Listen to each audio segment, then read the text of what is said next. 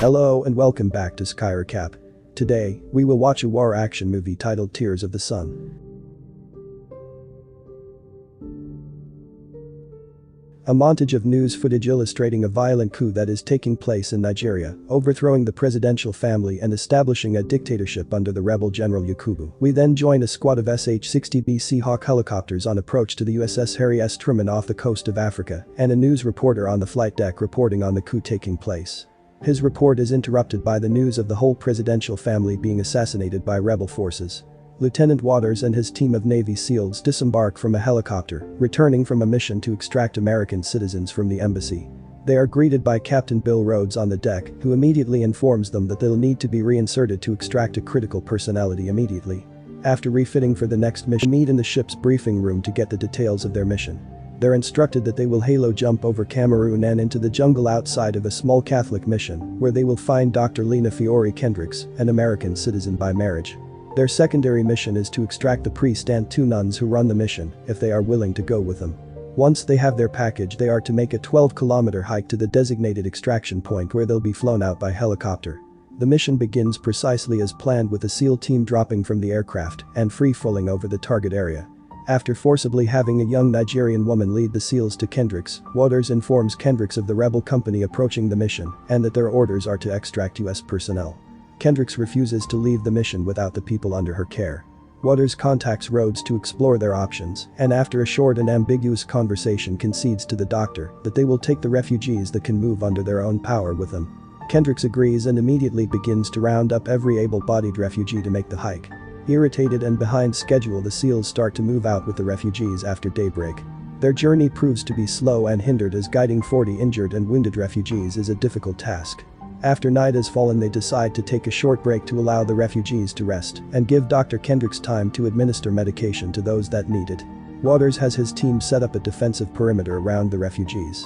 Moments after the perimeter is set, guerrilla rebels are rapidly approaching their position, with Waters stealthily killing a straggling tailgunner. Dr. Kendricks expresses her concern to Waters that the rebels are headed for the mission, but Waters is determined to carry out his orders, and they continue on their way. They finally reach their landing zone and contact the helicopters that are en route. When the choppers land, Waters' initial plan becomes clear as the SEALs suddenly turn on the refugees and hold them at gunpoint. Waters forces Dr. Kendricks onto the helicopter, and the SEAL team collapses back for a swift extraction. The refugees are left stranded in the middle of the jungle without any protection against rebel forces. During the flight back to the Truman, the helicopter crew and SEALs pass over the mission and discover that it's been raided and destroyed just as Kendricks had predicted. Feeling a deep conviction, Waters orders the helicopter to turn around and regroup with the refugees. The SEALs decide on the spot to escort the refugees to the Cameroon border. During the trip, the SEALs discover that they are being tracked by a large body of rebel soldiers while using satellite scans of the area. Their pursuers are having mysterious success in their tracking of the SEALs. As they continuously attempt to escape and evade the rebels, they encounter a small village that is in the process of being destroyed, and the residents executed, raped and murdered by rebel soldiers. Realizing that they have an opportunity to stop it, Waters orders the refugees to remain on the high ground while his team assaults the village. They execute their plan with surgical precision, eliminating the threat. During the aftermath of the assault, the SEAL team becomes morally conscious after seeing the after effects of the atrocities. While continuing on their way, Slow determines that somebody within the group must be transmitting a signal that's allowing the rebels to identify their location and close in with incredible speed. It is then revealed that there is a surviving member of the presidential family in their party, and that it's very important for the rebels to ensure his death. A newer refugee is discovered in the group to have a transmitter on his person. He attempts to flee but is shot dead. Waters is angry at Dr. Kendricks because she knew all along about Arthur's true identity, yet never informed him. The SEALs unanimously continue to escort the refugees no matter what the cost is. A massive firefight breaks out between the SEALs and the hundreds of rebels hidden in the trees. Soon the SEALs form a defensive line against the rebels as they order the refugees to retreat to the tree line where the Cameroon border is in sight. Z radios into the Truman for air support, and two FA-18 Hornets take off from the flight deck en route to their location. The SEALs continue to hold the line as they fall back to the refugees' location. However, the overwhelming firepower of the rebels claims the lives of Slow, Flea, Lake and Silk. The refugees provide a small amount of cover fire as the remaining SEALs fall back into the reeds. During the battle, Waters, Red, and Z are all wounded. The planes forming the airstrike radio into their location.